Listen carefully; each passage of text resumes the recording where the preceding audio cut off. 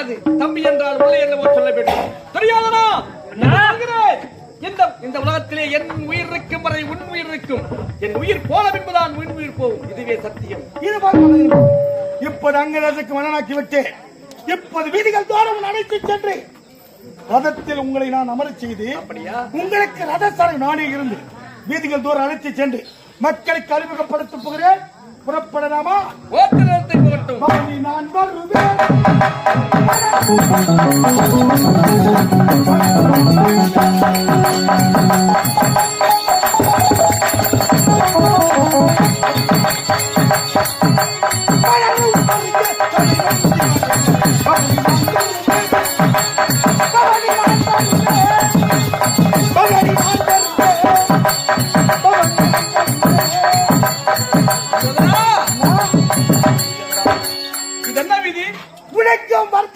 உழவர் வசிக்கக்கூடிய வீதி அதோ தெரிகிறது. அது என்ன வீதி? அது அரசர் வசிக்கக்கூடிய வீதி.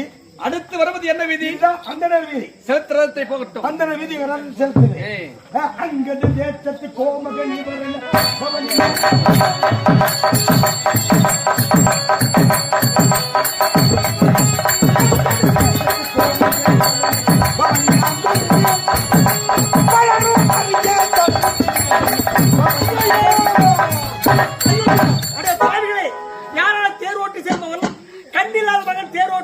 கர்ணன் நகரம் வருகின்றார்.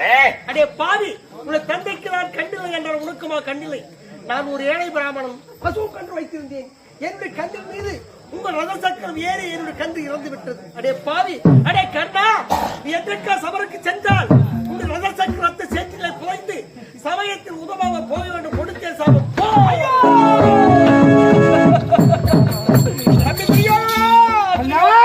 என்னுடைய முடிசூடும் விழாவில் தேனாய் பேர்பட்ட இனி வந்து விட வேண்டும். ரதம் கண்டி நிமிதி ஏழ அந்த சாபத்தை கொடுத்து விட்டாரே. எக்காலமாவது போருக்கு சென்றார். ரதச்சக்கர முதிரை சேற்றிலே புதைந்த சமயத்தில் உதவாமல் போக வேண்டும் என்று சாபத்தை கொடுத்து விட்டாரே. துரியோதனா, அகம் என்னும் வீட்டில் அகவாமை புகுந்து விட்டதே.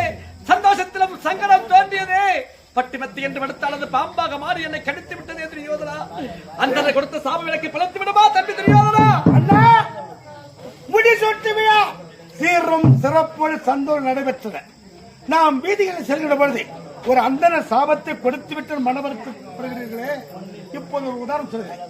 நாம் ரதத்தில் அமர்ந்து வீதிகளிலே ரதத்தை செலுத்திக் கொண்டு போகிறோம். அப்போது நம்ம ரத சக்கரத்திலே எத்தனையோ புலிப்பூச்சிகள் ஜீவஜந்துக்கள் அடிபட்டு மாண்டு வருகின்றன. அது அத்தனையே ஒன்று கூடி நமக்கு சாபத்தை கொடுக்க நினைத்தால் கடவுளுக்கே வேலை இல்லாமல் போய்விடும். சாபமாவது பாவமாவது அந்த கொடுத்த சாபம் உன்னை அணுகவே அணுகாது. தம்பி துரிய நாளுக்கு கலங்காதே. புறப்பட்டு